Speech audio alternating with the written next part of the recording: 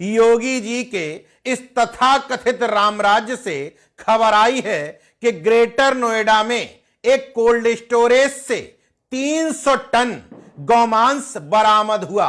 गोदी मीडिया में बैठे कट्टर हिंदुत्व के ठेकेदारों के लिए यह खबर मिर्च मसाला लगा करके परोसने की थी, लेकिन करेला और नीम चढ़ा।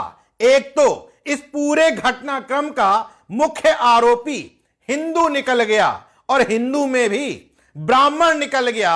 नाम है पंडित पूरन जोशी। इसी पूरन जोशी के कोल्ड स्टोरेज में 10-20 नहीं बल्कि 300 टन गौमांस बरामद हुआ है।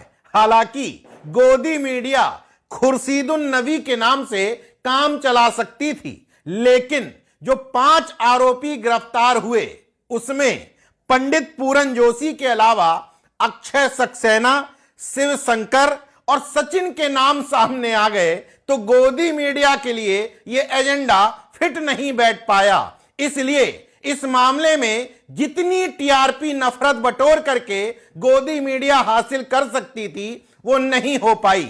बची कुची कसर गाजियाबाद के लोनी से भारतीय जनता पार्टी के हिंदुत्व के झंडावरदार विधायक नंद किशोर गुर्जर ने पूरी कर दी।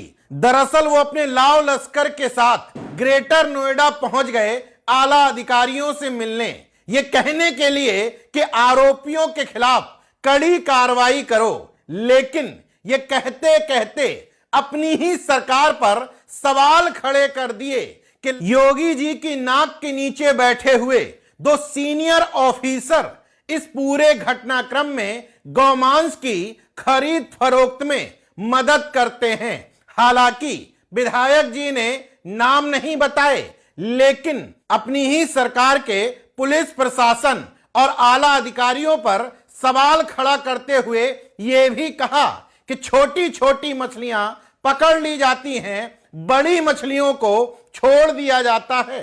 अब योगी जी के आसपास बैठे वो कौन से 2 बड़े आला अधिकारी हैं जो इस पूरे मामले में इन्वॉल्व हैं, ये तो विधायक जी ही जाने।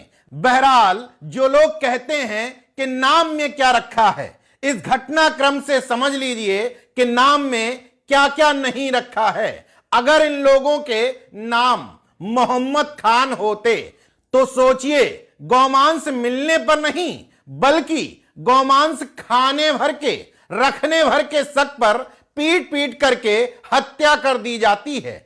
लेकिन यहां कोल्ड स्टोरेज का मालिक है पंडित पूरन जोशी, तो गौरक्षक दल के अध्यक्ष वेद नागर, जिन्होंने इस पूरे घटनाक्रम का खुलासा किया है, उनको अपनी जान का खतरा भी नजर आ रहा है। साथ ही साथ बीजेपी के विधायक से लेकर हिंदूवादी संगठनों के पदाधिकारियों को प्रदर्शन करना पड़ रहा है कि इन सभी पर रासुका लगाइए, सख्त कार्रवाई करिए।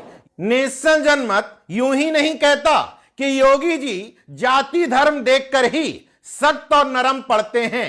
इतने बड़े मामले में जहां 300 टन से ज्यादा गौमांस बरामद हुआ है, स्थानीय पुलिस कह रही है कि इतने टन गौमांस का मतलब है तकरीबन 15,000 से ज्यादा गायें यहां काटी गई होंगी। इसके बावजूद न भावना आहत गैंग की भावनाएं भड़क रही हैं, न तथाकथित हिंदुत्व के ठेकेदारों की, ना ही सख्त मुख्यमंत्री की और ना ही उनकी सख्त पुलिस की। हालांकि पंडित पूरन जोशी बड़ी मात्रा में कई सालों से गौमांस बेच रहे थे। नेशन जनमत के लिए यह कोई अचरज की बात नहीं, क्योंकि नेशन जनमत पहले ही यह खुलासा कर चुका है कि भारत में तमाम मीट एक्सपोर्टर्स कंपनियां जिनके नाम इस्लामिक नामों पर रखे गए हैं, उनके मालिक कट्टर हिंदू हैं।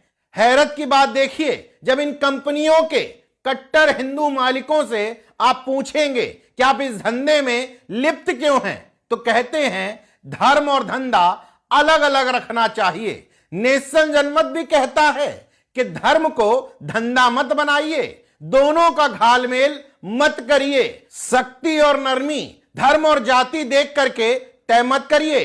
पंडित पूरन जोशी को इस मामले में जो सजा मुकर्रर की जाएगी उसी तरह की सख्ती आरोपियों के नाम में अंसारी मोहम्मद लगी होने पर होनी चाहिए। मगर अफसोस ये नहीं होगा।